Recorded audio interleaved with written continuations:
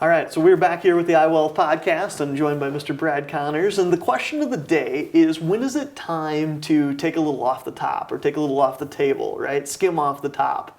What are the rules that kind of go along with that? Well, give me a little bit more of an example, Matt. I mean, are you talking about like just an after-tax account that you have invested versus a Roth IRA or whatever? Like, where is that growth at? Because it'll probably determine how you take some skim off the top. So let's say that it's not something that's set aside for retirement, that it's money that you have right here, right now. Yeah. Everything's gone up, in this case, like way more than 10%. Right. Right? And then, earlier we talked about this idea that pigs get slaughtered. But I don't want to be a pig, but when do I know that it's kind of time? Is it based on a feeling, or should I do it more for somebody that's 40 years old? Should I do it more based on the way that I'm feeling about it right now? Is it a feeling, or is it more of a percentage?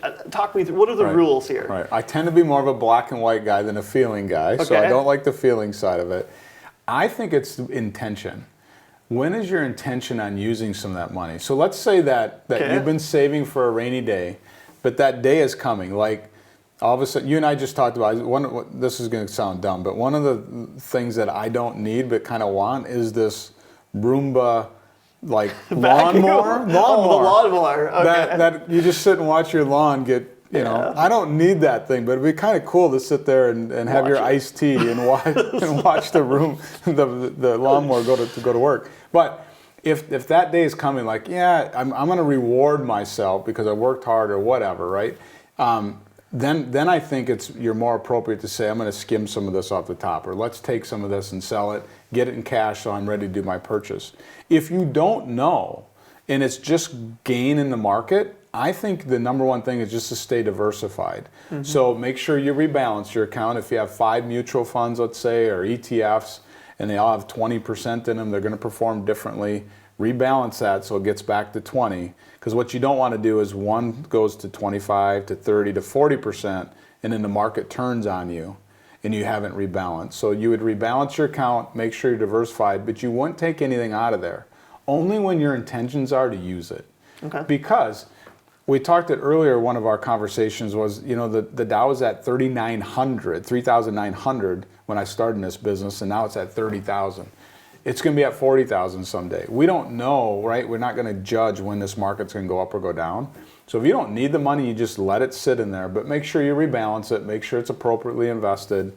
But if you're getting that itch to reward yourself, then you should pull it off and put it in the sidelines and go get your whatever XYZ toy or whatever it is. Exactly. Interesting. Yeah. So the idea is, it's not necessarily like a number when you get up 10% or 20%. No. It's what is the intention behind this. And so by looking at the intention, that tells you whether or not you have to skim off of the top. Right. So if your intention is something that's an immediate want or need, then that's different than if the intention is something else. Correct. And if that want or need is even 2 years away, you might take some off the top just because you don't want to have the market go down and lose out on that, depending on what your risk level is, right? But let's take a look. In 2019, market was up over 20%. Yeah. Heck, we might finish up over 20% this year. But imagine if you had that rule saying market's up 20, I'm taking money off the table. You would have missed out on this year too. You just can't make that timing.